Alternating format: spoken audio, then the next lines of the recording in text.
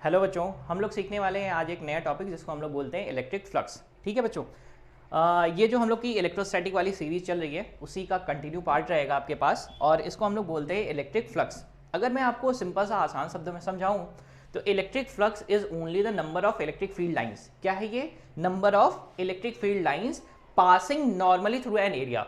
किसी भी एरिया के नॉर्मल अगर इलेक्ट्रिक फील्ड लाइंस पास हो रही हैं, जितनी भी पास होने वाली हैं, उन्हीं के नंबर को ही हम लोग क्या बोलते हैं? Electric flux. बात आ गई समझ में? कोई गड़बड़ तो नहीं करेंगे ना? चलिए बहुत ध्यान से समझते हैं। लास्ट जो सेशन में मैंने आपको समझाया था, क्या समझाया था? Electric field intensity E equal to number of electric field lines upon क्या? एरिया। यानी इलेक्ट्रिक फील्ड इंटेंसिटी को हम लोग बोला करते थे number of electric field lines upon area, यानी पर यूनिट एरिया। किसी भी यूनिट एरिया से जितनी भी फील्ड लाइंस गुजरेंगी उसको हम लोग क्या बोला करते थे? Electric field intensity. तो सर यहां पर आपके कहने का मतलब ये है कि ये जो नंबर है क्या इसी को इलेक्ट्रिक फ्लक्स बोलते हैं क्या? हाँ बिल्कुल, इसी नंबर को ही हम लोग बोलते हैं इलेक्ट्रिक फ्लक्स, यानी N equal to E into A. बहुत आसान तरीके से समझिएगा बच्चों, मैं बहुत ही ऐसा सरल बना के बताने वाला हूँ, एकदम इजी वे में बताने वाला हूँ कि आपको कोई दिक्कत नहीं होगी। मैंने सिंपली बोला आपसे कि भाई इलेक्ट्रिक फ्लक्स है क्या, तो सिंपली बोलेंगे electric field lines passing through area. कैसे पास होंगी? That is normally. ठीक है, अब बात यहां पे कर लेते हैं, सर ये एरिया जो आपने लिया हुआ है ना, वो एरिया कैसा होगा? जैसे सपोज करो आपके पास इलेक्ट्रिक फील्ड लाइंस में अगर रिप्रेजेंट करूं, और इलेक्ट्रिक फील्ड लाइन से रिप्रेजेंट करने के बाद सपोज करो कि आपके पास ना ये रही इलेक्ट्रिक फील्ड लाइंस कुछ ऐसी। ठीक, ये आपके पास इलेक्ट्रिक फील्ड लाइंस है। अब अगर मैं आपको ऐसा बोलूं, जैसे फॉर एग्जांपल के तरीके से आपको समझाऊं कि आपके ना इस रूम में ये दरवाजा है। ठीक, इस दरवाजे से आपको बाहर जाना है। किधर किधर जाना है? बाहर। तो आप कैसे जाओगे बाहर?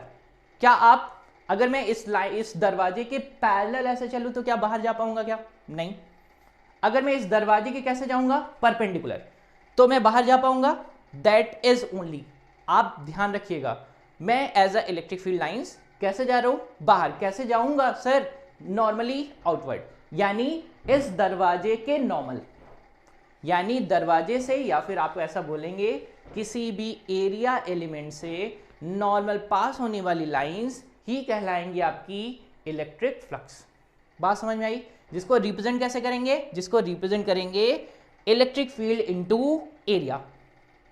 ठीक है ना? ध्यान से समझते हैं। अब जैसे सपोज करो मैंने यहां पर बनाया ये रही फील्ड लाइंस। अब अगर यहां पर मैं यहां पर एक सेलेक्ट करता हूं एरिया एलिमेंट, वो कुछ ऐसा, इस एरिया एलिमेंट से पास हो रही है, ये कौन पास हो रहा है? Electric field lines. अब ध्यान देने वाली बात यहां पर बच्चों बहुत ध्यान से समझेंगे, ये जो आपके पास ये एरिया है ये हम लोग ऐसा ट्रीट करते हैं, इट इज वेक्टर क्वांटिटी। अब वेक्टर के पास होना क्या जरूरी है? सर मैग्नीट्यूड भी होना चाहिए और डायरेक्शन भी होना चाहिए। तो सर डायरेक्शन बता दीजिए। तो जो भी आपके पास एरिया एलिमेंट सेलेक्ट करते हैं उसका डायरेक्शन हो सकता है किधर की तरफ, या तो इधर से इस सरफेस से बाहर की तरफ होगा या फिर अंदर की तरफ। मैं बच्चों को एक बात बहुत अच्छे तरीके से समझाता हूं। क्या समझाता हूं? सर जिस भी तरफ से आप एरिया का मेजरमेंट करो उसी तरफ उसकी डायरेक्शन ट्रीट कर लो। जैसे अगर मैं इस फ्लोर का एरिया का डायरेक्शन निकालना चाहता हूं तो कैसे निकालूंगा? सर इस वाले सरफेस के ऊपर मैं मेजरमेंट कर रहा हूं ना, ऊपर हो गया। इस वाले का कैसे मेजर करेंगे? सर इसका कैसे? ऊपर से नीचे की तरफ। प्रॉपर ऑब्जर्वेशन, और कुछ भी नहीं करना बच्चों, बस ध्यान से समझते चलेंगे। जैसा आपके पास ये मैंने बना दिया है एरिया एलिमेंट, जिसको मैं नाम दे देता हूं कितना, इसको मैं नाम दे देता हूं DA। ठीक है, आपकी बुक में का अगर रिप्रेजेंटेशन में यूज करूं तो आपके बुक में आपका यहां पर इसका जो भी एरिया एलिमेंट सेलेक्ट किया है उसको उसने रिप्रेजेंट कर रखा है डेल्टा एस से, तो मैं डेल्टा एस ही कर देता हूं तो आपके लिए बेहतर हो जाएगा समझने के लिए। तो देखो जरा, मैं इसको बना देता हूं डेल्टा एस। तो आपके पास ये जो आपका एरिया एलिमेंट है वो किसके बराबर है? डेल्टा एस के बराबर है। तो सर इसकी डायरेक्शन बता दीजिए। तो डायरेक्शन कैसे बताएंगे? इसका डायरेक्शन रहेगा इससे कैसा? आउटवर्ड डायरेक्शन में। ये किसकी डायरेक्शन है? इस एरिया की डायरेक्शन है। आया बात समझ में? और वो एरिया का डायरेक्शन किधर है सर? उसका नॉर्मल।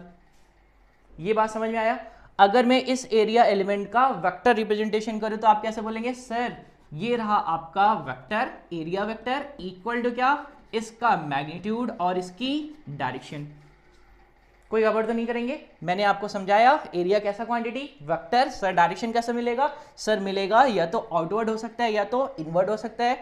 मैंने आपको रिप्रेजेंटेशन कैसे समझाया कि जिस भी तरफ से आप मेजर कर रहे हैं उसके कैसे जाएंगे, आउटवर्ड, ठीक है ना। उस वाले सरफेस पर कैसा रहेगा, नॉर्मल। जैसे मैंने फ्लोर के लिए बताया, फ्लोर के लिए कैसा एरिया का डायरेक्शन, दैट इज फ्लोर से ऊपर की तरफ। ऊपर वाले सरफेस के लिए कैसा, ऊपर से नीचे की तरफ। That is very correct. अब देखो जरा ध्यान से, ये जो मैंने लाइन रिप्रेजेंट करी है ये कौन सी है, इलेक्ट्रिक फील्ड लाइंस। और इलेक्ट्रिक फील्ड लाइंस क्या रिप्रेजेंट करती है, the direction of electric field. पक्का गड़बड़ नहीं करेंगे।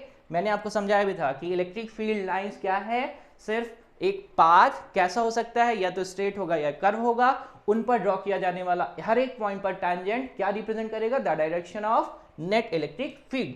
यानी ये किसकी डायरेक्शन रिप्रेजेंट कर रही है, फील्ड। ये रिप्रेजेंट कर रही है field lines, that is electric field का डायरेक्शन। तो मैं रिप्रेजेंट कर देता हूं कि भाई ये क्या है, ये आपके पास इलेक्ट्रिक फील्ड है, वो भी किस डायरेक्शन में, इस डायरेक्शन में। अब करना क्या है सर, मतलब सर अगर मैं इन लाइंस को काउंट कर लूं तो यही क्या इलेक्ट्रिक फ्लक्स है क्या, हाँ बिल्कुल, कोई गड़बड़ नहीं करेंगे। अब जरा ध्यान से देखो, ये जो इलेक्ट्रिक फ्लक्स है, इलेक्ट्रिक फ्लक्स को हम लोग रिप्रेजेंट करते हैं किससे, फाई ई से। किससे रिप्रेजेंट करेंगे, फाई ई से। सर ये जो आपने नंबर बताया यही है इलेक्ट्रिक फ्लक्स, बिल्कुल। तो रिप्रेजेंट कैसे करेंगे, रिप्रेजेंट करेंगे, ये रहा आपका इलेक्ट्रिक फील्ड, ठीक। और आपके पास क्या आने वाला है, और आपके पास आने वाला है ये आपके पास, दैट इज कौन, एरिया वेक्टर। कोई गड़बड़ तो नहीं करेंगे। तो आपके पास फ्लक्स इक्वल टू आ जाएगा, that is E dot delta S, ठीक है। मैंने ऐसा क्यों बनाया है, क्योंकि एरिया वेक्टर का जो भी है, एरिया वेक्टर का डायरेक्शन और आपका एरिया वेक्टर का सॉरी इलेक्ट्रिक फील्ड का डायरेक्शन और किसका, एरिया वेक्टर का डायरेक्शन, दोनों कैसे रहेंगे, सेम डायरेक्शन में, ठीक। अब जरा ध्यान से देखो, अगर मैं इनको और रिप्रेजेंट करूं तो कैसे लिखेंगे, फाई ई इक्वल टू लिखेंगे, that is E delta S, और क्या रिप्रेजेंट करेंगे, कॉस ऑफ थीटा, ठीक है। इतना बात समझ पाए है कायदे से, कोई गड़बड़ तो नहीं करेंगे। मैंने फॉर्मूला बताया, that is phi E equal to E delta S. ये क्या रहेगा आपके पास, अगर इनका मैग्नीट्यूड वाइज रिप्रेजेंट करें विद डायरेक्शन, तो ये रही उनके मैग्नीट्यूड और ये कॉस कंपोनेंट, ठीक है ना। चलो सर ये थीटा रहेगा क्या, थीटा इज एंगल बिटवीन, तो मैं यहां पर लिख देता हूं थीटा क्या है, देखो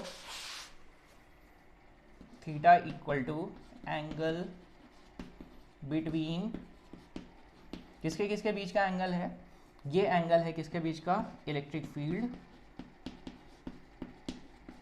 एंड एरिया वेक्टर, इनके बीच का एंगल है, ठीक है। अब देखिए, देखो जरा यहाँ पर अगर मैं रिप्रेजेंट करूँ आपके पास, तो यहाँ पर आपके पास आएगा क्या, देखो यहाँ पर सारी की सारी लाइन कैसे जा रही है, एरिया वेक्टर, जो आपका एरिया वेक्टर है ना, उसी की डायरेक्शन में जा रही है। तो cos theta will be what, theta will be 0 degree. और अगर cos theta equal to 0 degree हो जाएगा तो कॉस 0 कितना होता, 1 होता। तो आपको यहाँ से मिल जाता है मैक्सिमम फ्लक्स, यानी फाई ई मैक्स कितना हो जाएगा, वो हो जाएगा आपके पास ई डेल्टा एस, ठीक है। अब देखो जरा, अगर सपोज करो मैं इस एरिया को ना, ये जो आपका एरिया, इसको मैं थोड़ा सा टिल्ट कर दूं, तो सर कैसा हो जाएगा, मैं रिप्रेजेंट करता हूं, यहां पर मैं रिप्रेजेंट कर दूं, इनको हटा देता हूं, देखो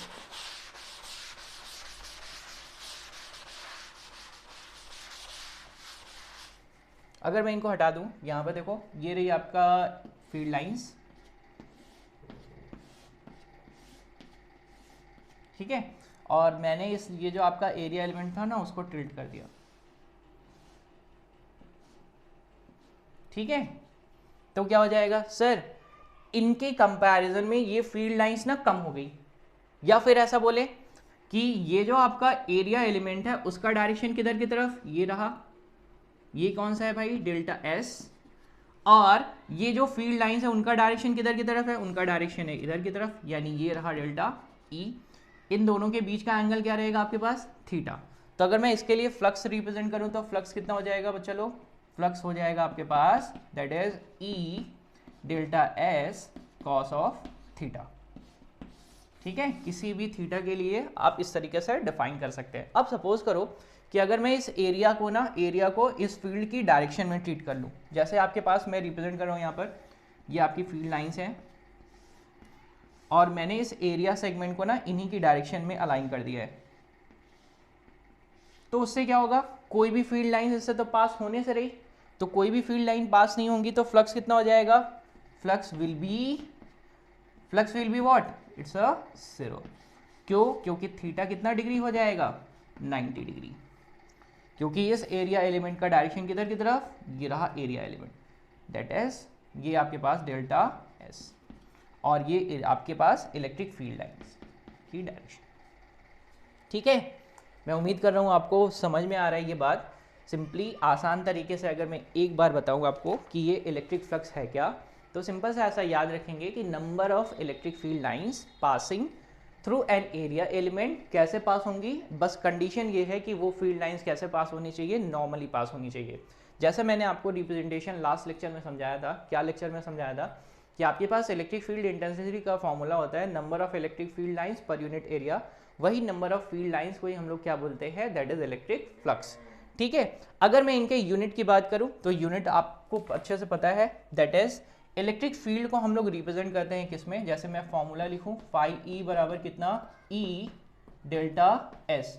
अगर मैं रिप्रेजेंट करूं इलेक्ट्रिक फील्ड को तो लिखते हैं किसमें, न्यूटन पर कूलम में, और ये क्या रहेगा आपके पास, मीटर का स्क्वायर। ठीक है, तो आपके पास यूनिट आपके पास मिल जाता है न्यूटन मीटर स्क्वायर पर कूलम। ठीक, कुछ बेसिक बातें और सीख लेते हैं।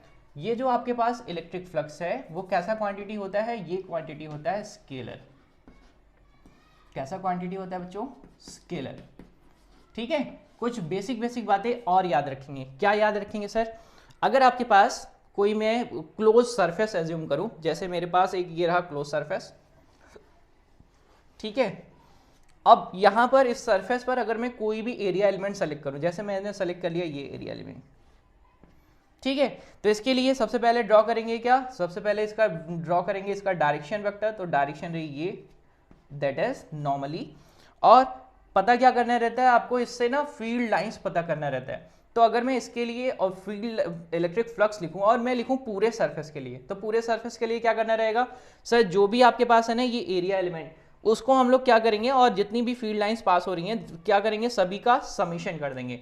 तो इनके लिए आपके पास फॉर्मूला आ जाता है, कितना आ जाता है, that is delta phi E, या मैं ऐसा बोलूं phi E equal to what, that is summation of what, electric field और क्या, दैट इज एरिया। ठीक है, ध्यान रखेंगे सभी लोग, मैंने क्या किया है, पूरे के पूरे सेगमेंट का समेशन कर दिया है। ठीक है, अगर मैं क्लोज सरफेस के लिए बात करूं तो यहां पर अगर आप बात कर सकते हैं कि क्लोज सरफेस के लिए क्या करना रहेगा सर, पूरा का पूरा इंटीग्रेशन कर देते हैं हम विथ लिमिट्स।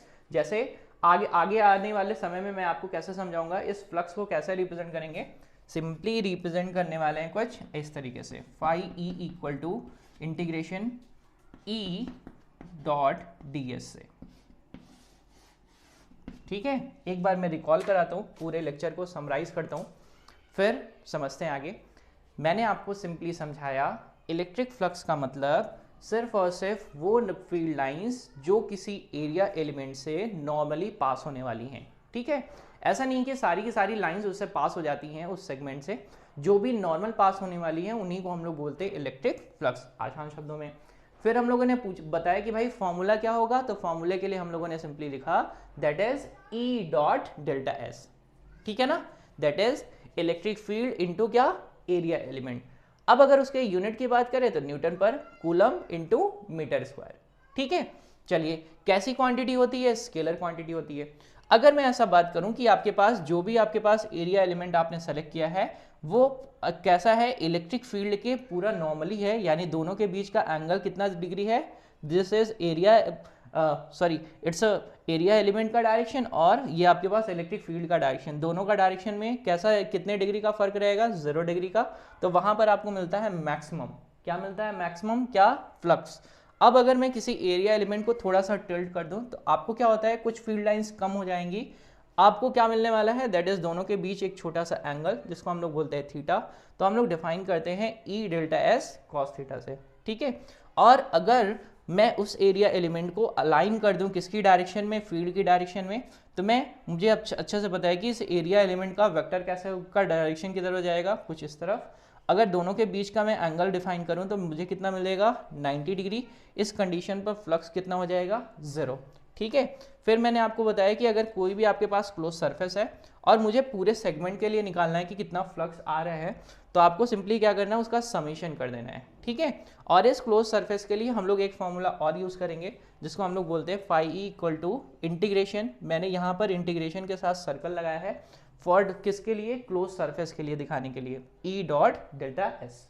ठीक है, कोई गड़बड़ी तो नहीं करेंगे, पक्का समझ पा रहे हो एकदम कायदे से। क्यों मैंने यहाँ पर ऐसा क्यों कर दिया है कि मैंने इस एरिया एलिमेंट जो आपका डी डेल्टा एस है ना, उसको बना दिया टेंडिंग टुवर्ड्स 0, यानी वो इतना छोटा सा सेगमेंट है कि वो किसके बराबर है, डी एस के बराबर है। ठीक है, तो आपके पास ये पूरा का पूरा समरी लेक्चर था किसके लिए, इलेक्ट्रिक फ्लक्स के लिए। बच्चों मैं उम्मीद करता हूँ आपको बहुत अच्छे तरीके से समझ में आया इलेक्ट्रिक फ्लक्स। अगर आपका कोई डाउट रह जाता है तो प्लीज़ बताइएगा। ठीक है बच्चों, थैंक यू।